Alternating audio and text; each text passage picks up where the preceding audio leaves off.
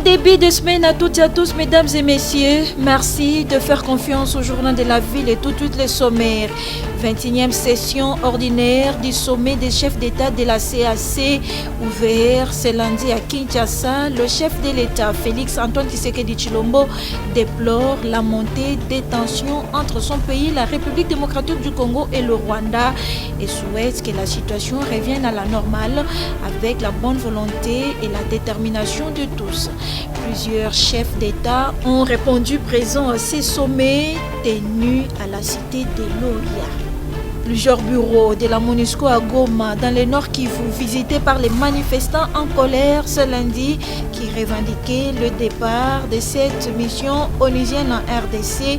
Le gouvernement congolais, qui suit de près la situation, condamne fermement toute forme d'attaque contre le personnel et les installations des Nations Unies. Les responsables seront poursuivis et sévèrement sanctionnés. C'est tout pour le sommaire, mesdames et messieurs. Encore une fois, bienvenue dans ce journal.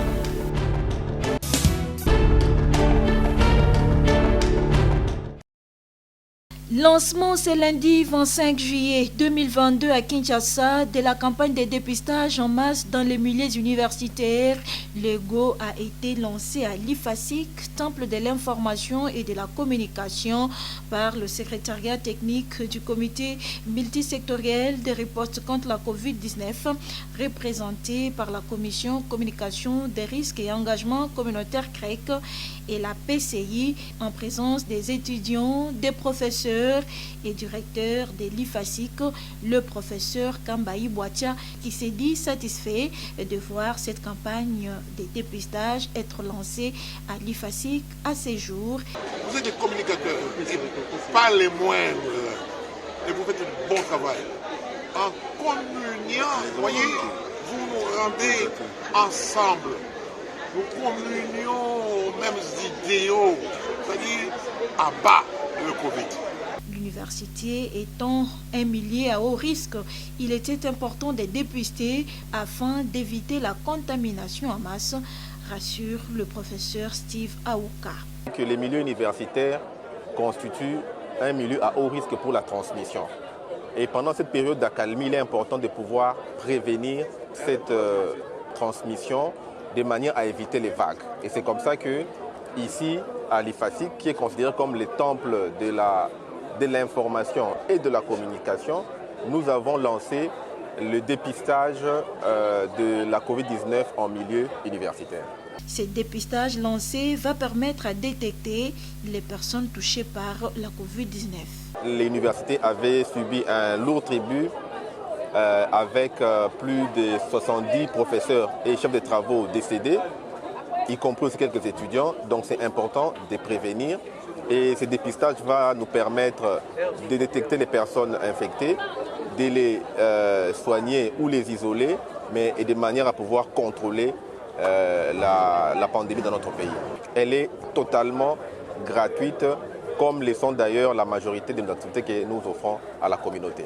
Se faire dépister, oui, mais aussi se faire vacciner, insistent les organisateurs de cette campagne.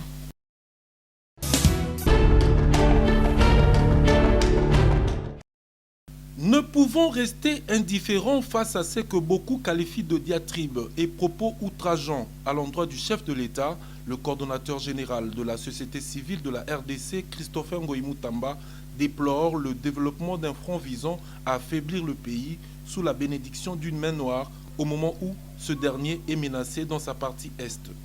Nous observons le développement d'un front contre le régime en place qui apparaît comme une tentative de l'affaiblir en ce moment crucial où tout le peuple congolais galvanisé autour des FARDC, il est focalisé sur la guerre dans l'est du pays. La société civile, la République démocratique du Congo, dépositaire de la conscience collective de la nation, pense que ce n'est pas un fait du hasard, voire même que certaines mains noires à l'intérieur du pays, comme hors de ses frontières, n'y seraient pas étrangères. De Jean-Marc Kabunda à Denis Mukwege, en passant par Franck Diongo et Emmanuel Chadari, le numéro 1 de la SCRDC ne ménage personne. Dans ses mots clairs, Christopher Ngoyi Mutamba les recadre l'un après l'autre.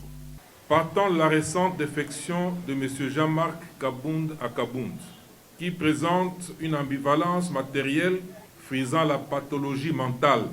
Secrétaire général puis président AI de l'Union pour la démocratie et le progrès social, parti qui vous a porté et hissé en politique, aujourd'hui vous tirez à boulet rouge sur lui et son autorité morale sans vergogne. Quel esprit sain peut vous prendre au sérieux? Nous poursuivons avec M. Franck Diongo, libéré des jougs de la Kabylie par le régime en place. Nous constatons curieusement que ce n'est que maintenant, 3 ans après, qu'il embouche soudainement la trompette de ceux qui utilisent l'expression floue, leadership non convaincant. Nous ne pouvons terminer cette adresse sans évoquer l'oiseau des mauvais augures, Sieur Chadari Emmanuel, qui, alors que nous sommes en plein processus démocratique, menace d'entreprendre la guerre si les élections n'ont pas lieu en 2023, comme s'il était mieux placé pour donner des leçons en cette matière.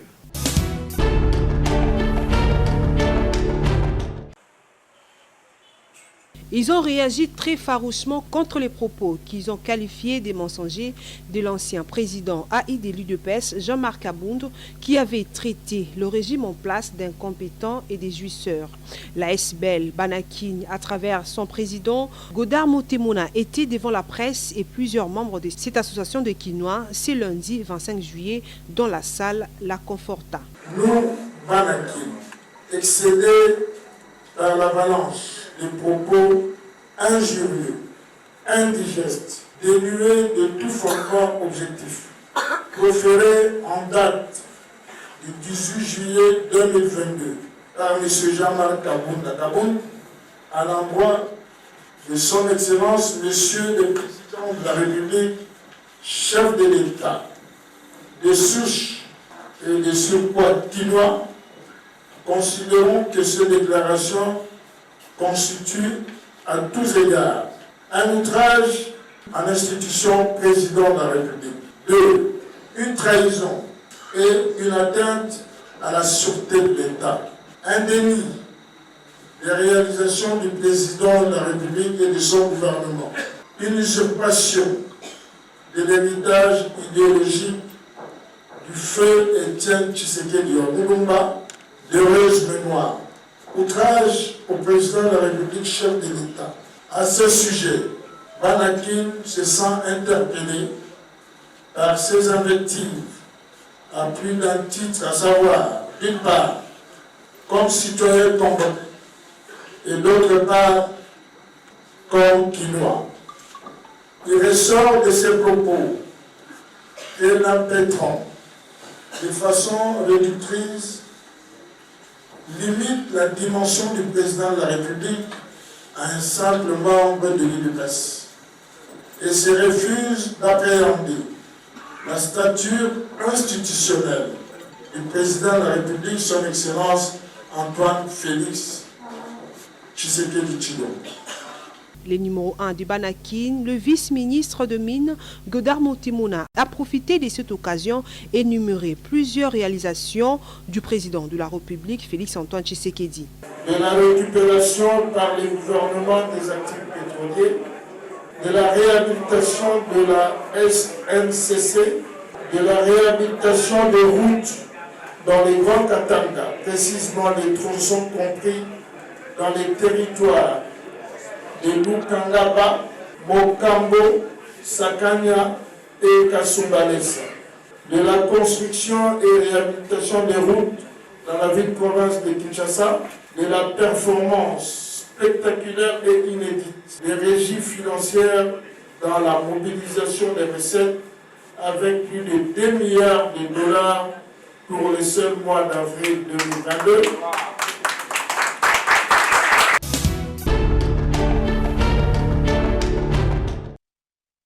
La saison sèche 2022 continue à sortir ses conséquences. L'une d'elles est la baisse du niveau des eaux du fleuve Congo, autrement appelé étiage.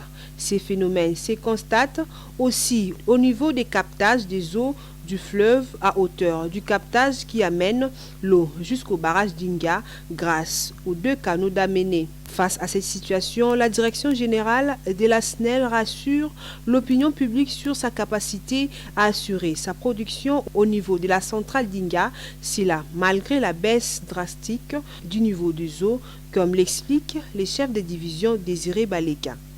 Les centrales de Inga, il y en a deux ici, Inga 1 et Inga 2, sont alimentées en eau qui vient du fleuve et le barrage qui retient de l'eau n'est pas érigé sur le fleuve. Ici, nous sommes sur le fleuve, mais vous allez voir qu'à notre gauche, il y a maintenant deux entrées ou deux canaux qui constituent la prise d'eau pour alimenter nos centrales. Et si nous sommes venus aujourd'hui, c'est spécialement pour parler de l'étiage.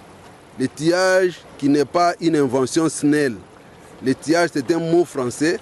L'étiage, c'est un phénomène naturel qui se manifeste par la baisse des niveaux d'un cours d'eau. Ici, le cas du fleuve Congo. Nous le savons, nos amis de la RVF l'ont confirmé. Nous qui habitons à Kinshasa, nous voyons quand nous sommes à Kinshasa, et même là où nous sommes ici avec vous, vous êtes en train de vivre que le niveau du fleuve Congo s'est retiré, le niveau a baissé. Là où nous sommes présentement, d'habitude c'est sous eau, nous ne pouvions pas être ici. Regardez à notre gauche là-bas, c'est de l'eau qui monte jusque... Toutes ces pierres-là sont inondées normalement de l'eau. Le niveau a baissé sur le fleuve Congo, et ce qui fait que le niveau a baissé automatiquement sur le canal d'Amené qui alimente les centrales de Inga, comme je disais. D'autre part, la SNEL fait face au phénomène de la pollution du fleuve.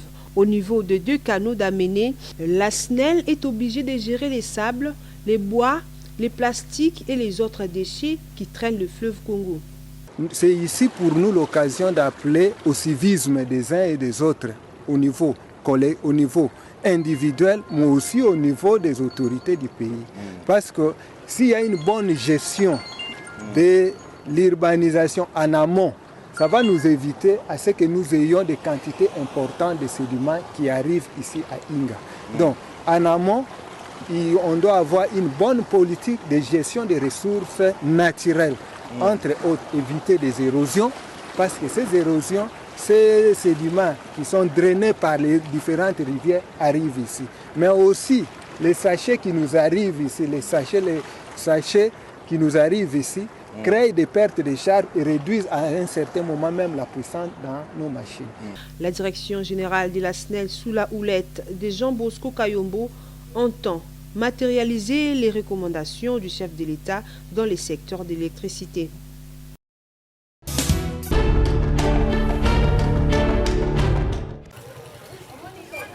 Nous sommes ici dans la commune de Ngaliema, quartier Ngomba Kikusa. Les habitants de ces coins de la capitale crient au secours aux autorités de leur venir en aide. Ils déplorent l'état de leur route principale, appelée avenue Boadi, qui se trouve dans un état de délabrement il y a de cela 15 ans. Et pourtant, Boadi, c'est la seule route qui amène plusieurs habitants du quartier Ngomba Kikusa jusqu'à leur destination. Ezali direction principale, Oyo Ezali Kozua Mongafula, et en même temps Eye Nangaliema. Ezako Bimisa Batoti vers Voya route Matadi. Tozali lisusu na nzela mosusu te o mutu ekoki koleka. Donc bato nyonso bakangami na nsima kuna bakoki kokende nzela mosusu te afa nzela oyo. Gouvernement azwa responsabilité na biso, azwa apesa prise en charge na ye mpona nzela oyo ekeba tiela biso ne fiske nzela oyo makadame ekozala malamu ekozala pe mpona progrès ya mboka. Tozomona bakonzi mosusu ayer bazobongisa baaveni mais biso koto toza vraiment na veni malamu te toza délaissé quoi na kati ya quartier Ngomba Kikusa. Vraiment population na biso a souffrir. Quartier Oeza, quartier le plus peuplé à commune Ngaliema. Nous avons côté plus de 40 000 habitants au baza sans infrastructure de base. Ninzela l'état mais eza route moko stratégique, eza route de carnaval oyo. Route dégradée, à cela s'ajoute le manque d'eau potable et de l'électricité. Les Kinois de ces coins boivent l'eau des forages. Difficulté à courant et Zali que non tous à la canaba de stage tout le temps et à ce moment je crois que le transformateur ça a dû se courant pour les athées.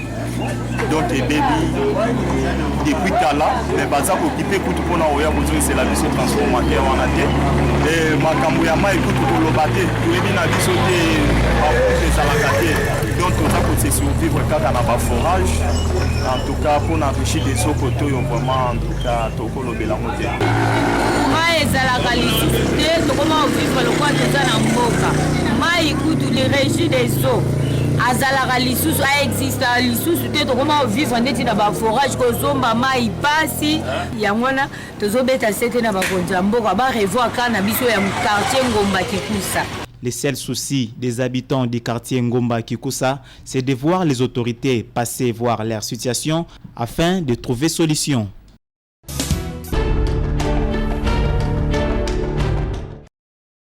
Non à l'utilisation de la cour des états-majors de la police comme parking d'automobiles et des motos privées, indique le commissaire divisionnaire adjoint Silvano Kassongo, qui précise que les services de contrôle sont déjà à pied d'œuvre pour l'application stricte de cette mesure. Les commissariats de police ainsi que les sous-commissariats ne peuvent recevoir dans leur cours que les véhicules et motos de la police ou des engins roulants en perquisition, insiste Silvano Kassongo. Et toute personne qui ne va pas obtempérer à cette mesure verra son véhicule ou sa moto embarqué à la fourrière où le retrait sera conditionné par des amendes légales, souligne le commissaire divisionnaire adjoint de la police nationale ville de Kinshasa.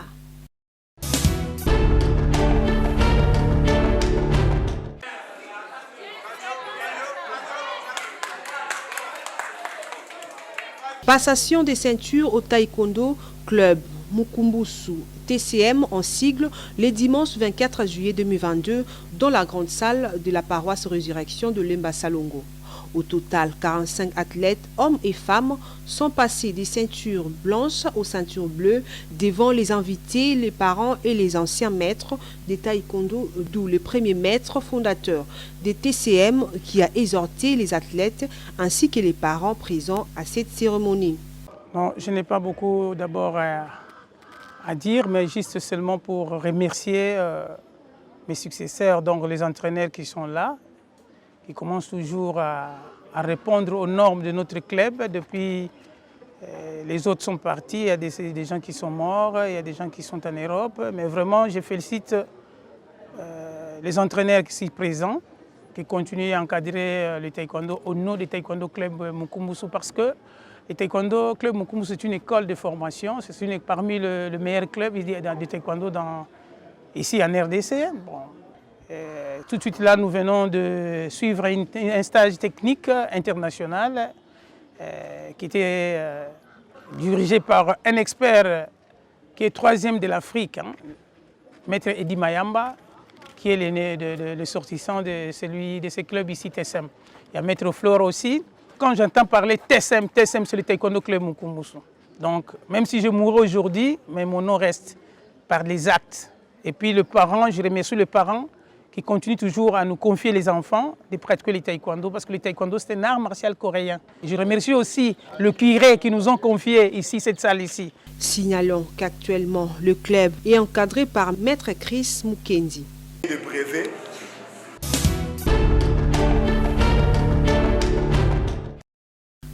Avis de recherche. La famille Olango Chomba Pierre recherche ses 3 enfants, toutes des filles, sorties de la maison depuis le vendredi 22 juillet 2022 à 8 h pour une destination inconnue.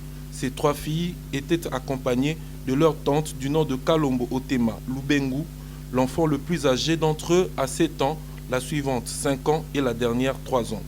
Nous prions à toute personne de bonne volonté qui verra ces 4 personnes de nous contacter au 09 99 28 49 29 ou au 081 98 22 787.